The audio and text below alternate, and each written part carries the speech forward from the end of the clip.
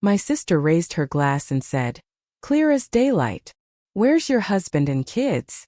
"Oh, right. You don't have any." The laughter that followed wasn't loud, but it cut deep. My parents smiling like it was harmless fun. My fork frozen midair. I'd spent years paying their bills, saving their home, and now I was the punchline at their table. I set my spoon down, looked my sister dead in the eye and said, "Where's your money?" "Oh, right. I've been supporting you until today." The room fell silent. But that silence didn't end the night, it started everything that came after. What they did next crossed a line no family ever should. Before I tell you what that silence led to, tell me, where are you listening from? So I know I'm not the only one who's ever been laughed at by their own family. And when you've heard the rest of my story, tell me, what would you have done if you were sitting at that table? I'm Grace Whitaker, 32, a UX researcher living in Seattle's Capitol Hill. From the outside, my life looks steady, clean apartment, stable job, quiet mornings. But what most people don't see is where half my paycheck goes. It disappears into the same black hole it's gone into for years. My family. My mother, Linda, was a nurse until her heart surgery forced her into early retirement. My father, Thomas, used to teach economics before moving into consulting, which usually means waiting for calls that never come. And then there's my sister, Brooke, 4 years younger. Bright, charming, endlessly adored. She calls herself a fashion influencer, though what she really influences is my bank balance. Rent, credit cards, car repairs. Her texts always start the same way. "Hey sis, can you help me just this once?" I used to tell myself that's what good daughters do. They keep the lights on the house from foreclosure, the family from falling apart. I thought that if I just kept giving one day, they'd see me as more than their backup plan. Every Sunday, I drive an hour south to Tacoma for family dinner. My mother insists it's tradition. Roast chicken, mashed potatoes, something sweet at the end. The house still smells the same, like coffee and old wood polish. The photos on the wall are the same too. Brooke in a white dress at her high school pageant. Dad shaking hands with someone important. Mom smiling in a hospital uniform. There isn't one photo of me alone. I'm always standing at the edge, half cropped out. The reliable one who showed up late because she had to finish work first. I don't complain. I bring wine. I help clean up. I ask about their week. They talk about Brooke's latest partnership, about Dad's potential client, about Mom's pills being too expensive. When the meal ends, Dad pats my shoulder like a colleague, not a daughter, and says, "Thanks for keeping things steady." Some nights on the drive back to Seattle, I tell myself, this is just how families are: messy, imperfect, needy. Other nights, I grip the steering wheel so tight my knuckles ache. Because deep down, I know it's not love that keeps me paying their bills. It's guilt, the kind they raised me on. That's why I didn't see the dinner last Sunday coming. I thought it would be like every other one, small talk, tension hidden under polite smiles. But that night the air felt different. Thick with something sharp and waiting. The kind of tension that makes even the silverware sound loud. That Sunday the table looked the same as always. Chicken steaming in the center. A basket of rolls, wine glasses catching the amber light. But the warmth felt wrong, stretched too thin. My mother talked about Brooke's latest fashion event. How she'd been invited to a designer party in downtown Seattle. My father added something about great exposure and how proud we should be. I smiled, said all the right words, but my chest felt tight. Exposure didn't pay rent. Pride didn't erase the thousands I'd wired to keep her credit score alive. Brooke leaned back in her chair, phone in hand, scrolling as she half listened. Her laughter, sharp, dismissive, broke through my silence. "You know, Grace, you should come to one of those events. Maybe you'd finally meet someone." She looked up with that grin that never reached her eyes. "Where's your husband and kids anyway?" "Oh, right. You don't have any." For a heartbeat, no one moved. Then Mom laughed. Soft, high-pitched, the kind she used when she wanted to smooth things over.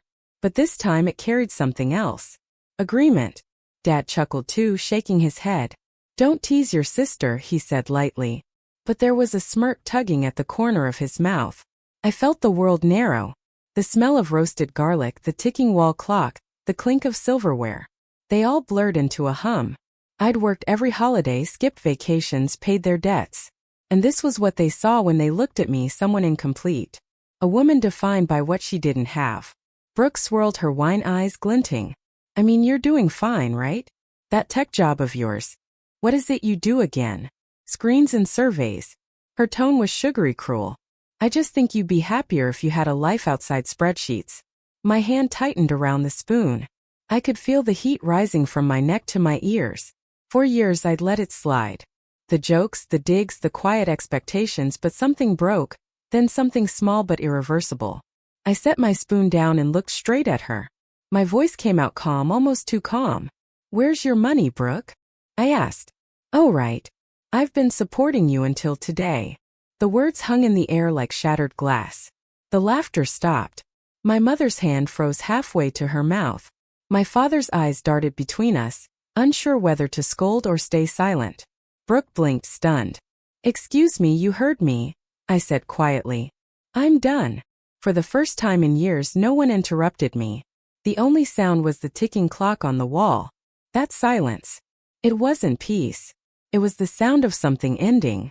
When I drove back to Seattle that night, the silence in my car felt heavier than their stares. The road stretched ahead like a tunnel of headlights and rain. My reflection in the window looked unfamiliar, calm on the surface. But underneath, something sharp had finally woken up. I didn't cry. I didn't replay their words. I just thought about everything I'd done, every transfer, every bill, every sacrifice that had built their comfort, while shrinking mine. By the time I reached Capitol Hill, I knew I couldn't go back. Inside my apartment, I kicked off my shoes and went straight to my desk. The stack of envelopes was still there. Bills, payment notices, receipts. I'd never had the courage to total. I turned on my laptop and opened my bank account. Line after line, year after year, it stared back at me. Money to cover Brooke's tuition, Dad's mortgage, Mom's medication, the broken car, the new sofa. Over $80,000 in 7 years. My chest tightened. I'd spent the best years of my life keeping everyone else afloat. The irony was brutal. I worked in fintech building tools to help people manage their money, while I couldn't manage to keep my own from bleeding away. That night, I hovered over the recurring transfer button I'd set up for my parents. The screen asked, "Are you sure you want to cancel this transfer?" Clicked yes. It was just one click, but it felt like cutting a cord that had strangled me for years. I sat back, exhaling for what felt like the first time in forever. The next morning, my phone started buzzing before I'd even finished my coffee. "Mom first." "Sweetheart, did something happen?" "The mortgage payment didn't go through." "Then Dad, you forgot the house transfer." Then Brooke. "Hey, can you Venmo me rent's due?" I read every message, every guilt-laced word, and put the phone face down. By evening, there were voicemails. Mom's voice trembling. Dad's angry, Brooke's half accusing, half begging. By the end of the week, the calls turned desperate. "You can't do this to your family. You owe us after all we've done. You're being dramatic." I didn't respond to any of them. Instead, I started saving everything. The messages, the bank logs, the receipts. Not out of spite, but because something inside me whispered that this wasn't over. Then came the text that confirmed it. "Come home Sunday. We need to talk." No greeting, no question, just an order. I stared at the message until the screen dimmed. My pulse slowed. If this was the war they wanted, I'd stop pretending I didn't know how to fight. "Fine," I whispered to myself. "Let's talk." Sunday came gray and cold. The drive down to Tacoma felt different this time. No guilt, no need to rehearse polite answers. Just a steady, deliberate calm. I parked in front of the house I'd spent years saving from foreclosure. The paint was peeling. The porch light still flickered and the same curtains hung in the windows. Nothing had changed. And yet, everything had. When I stepped inside, the air felt heavy with tension and coffee. My mother was setting the table, her movements brisk, avoiding my eyes. My father sat at the head of the table like a judge, hands clasped. Brooke leaned against the counter, scrolling her phone, pretending not to care. "Grace," my mother said without looking up. "We can't live like this. The mortgage, the bills. You know how hard it is for us." I hung my coat over the chair. "I know. I've known for 7 years." Dad's tone was sharp. "Don't start. This family depends on you and you've always helped. Why stop now?" I met his eyes. "Because it's not help if it's expected. That's called obligation." Mom dropped the napkin she was folding. "You're being cruel." "No," I said quietly. "I'm being honest." Brooke snorted, still looking at her phone. "Wow, someone's found their backbone. Congratulations, sis." I turned toward her. "You know what's funny? You mock me for not having a husband or kids, But you've lived off me like I'm your second parent. Her head jerked up. Excuse me. Mom jumped in, flustered. Enough, both of you. Brooke still finding her footing. You can't expect her to be as responsible as you. My laugh came out dry. That's exactly the problem. You never expected her to be. Dad slammed his hand on the table, the sound sharp as glass. Watch your tone. We're your parents. Show some respect. I met his glare, steady and calm. Respect is earned, not demanded. He rose slightly as if to intimidate me, but I didn't move. For a moment no one spoke. The tension was so thick it felt like the air itself could shatter. Then Brooke spoke again, her voice dripping with venom. You think you're so much better because you make a little money. Please, without us you'd have no one. I took a breath. That's the difference, Brooke. You need people to define you. I don't. Her face twisted. You're pathetic. You'll die alone with your spreadsheets. I smiled faintly. Maybe, but at least I'll die debt-free. Mom gasped. Dad muttered something under his breath, and Brooke stormed toward me. You selfish. Before she could finish, I reached into my bag and pulled out a thick folder.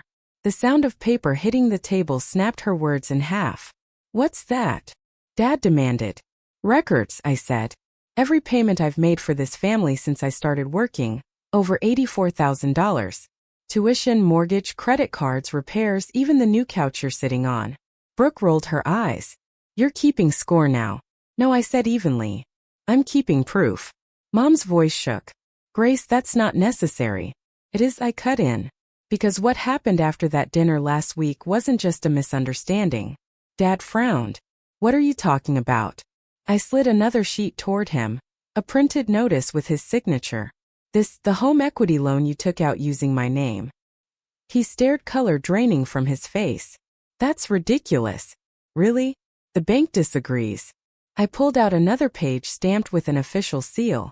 Forgery, identity theft, elder fraud, depending on how far I decide to go. Brooke froze, her eyes darting between us. You called the bank. I didn't just call, I said. I hired a lawyer, Rachel Tran. She's handling the case. Mom's hand flew to her chest. You brought in an outsider to turn against your own family. I looked at her steady. You stopped being my family when you used me like a wallet. You crossed the line when you signed my name. Dad leaned forward, voice low. You think you can threaten us? I didn't flinch. Not a threat, a timeline. You have 30 days to remove my name from every account and repay what you owe. If you don't, Rachel will file. The room went dead silent. The ticking clock on the wall sounded louder than ever. Brooke whispered, You wouldn't. Try me. For a long moment no one spoke. Then Mom's tears began, soft, practiced. Sweetheart, we only did it to protect the house. You know your father's been struggling. We thought that I'd clean it up again, I said. You didn't think you counted on it. Dad's face hardened. We're your parents and I was your insurance policy, I replied. Not anymore. Brooke sank into her chair, eyes glassy. You're ruining us. I gathered the folder back into my arms. No, Brooke. I'm saving myself. As I turned toward the door, Mom's voice cracked behind me. Grace, please. We can fix this together. I paused at the doorway. I spent years fixing things you broke. This time you'll fix it yourselves. Outside, the sky had turned the color of steel. I walked down the steps slowly, the cold air biting at my cheeks. Through the window I could still see them. Mom crying. Dad pacing, Brooke staring blankly. For once I didn't feel guilty. I felt free. 2 weeks later Rachel called. The investigation's complete, she said. The bank confirmed the forgery. Your name's cleared. You're no longer liable for any of their debt. For a second I couldn't speak. Years of pressure dissolved in one breath. So it's really over. Rachel's voice softened. Legally, yes. Emotionally, that's up to you. When I hung up, I stood by my apartment window, watching the city lights shimmer on the water. I thought about everything I'd lost trying to earn their love, and how letting go might be the only way to find peace. That night, I opened a bottle of wine I'd been saving. For no reason, poured a glass and raised it to the skyline. To endings, to beginnings, to silence that finally meant peace. The news came quietly through a property listing online. The Tacoma house, the one I'd once saved from foreclosure, was up for sale. There it was on the screen, the peeling porch, the coffee-stained walls, A photo of the dining room where everything had fallen apart.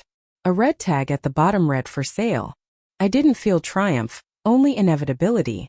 When you build a life on someone else's sacrifices, it always collapses eventually. A week later, Mom sent a message.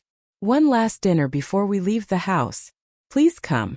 I hesitated, then went, not out of guilt, out of closure. When I arrived, the rooms were stripped bare, boxes stacked high, the smell of dust replacing Sunday roast. My father looked older, his voice quieter. Brooke sat silently, phone face down for once. We ate without small talk, without pretending. Afterward, I finally spoke. "I'm not cutting you out of my life," I said. "But I won't be your safety net anymore. If you fall, you get back up on your own." No one argued. For the first time, silence didn't feel like war. It felt like understanding. When I left, I paused at the doorway and looked back. The house that had held so many years of resentment seemed smaller now, almost fragile. Driving back to Seattle, I rolled down the window. The wind was cold, sharp, and clean. I thought of all the things I'd finally made room for: my own savings, my own peace, my own future. In the weeks that followed, I focused on work, took a promotion, and signed up for a night course I'd been putting off. My life was no longer divided into what they needed and what was left of me. It was mine again. To hear from you. Tell me where you're listening from and what line you had to draw. And if this story hit home, subscribe, because there's more too. Sometimes I still think about that night, the laughter, the silence, the line I finally drew. For years I thought love meant sacrifice, that being the good daughter meant carrying everyone else. But real love doesn't drain you. It doesn't demand your peace as proof. Now, when I sit in my Seattle apartment and see the sun slide over the skyline, I don't feel bitterness, just calm. I learned that saying no isn't cruelty. It's self-respect. If you've ever been the one holding your family together while they tore you apart, I want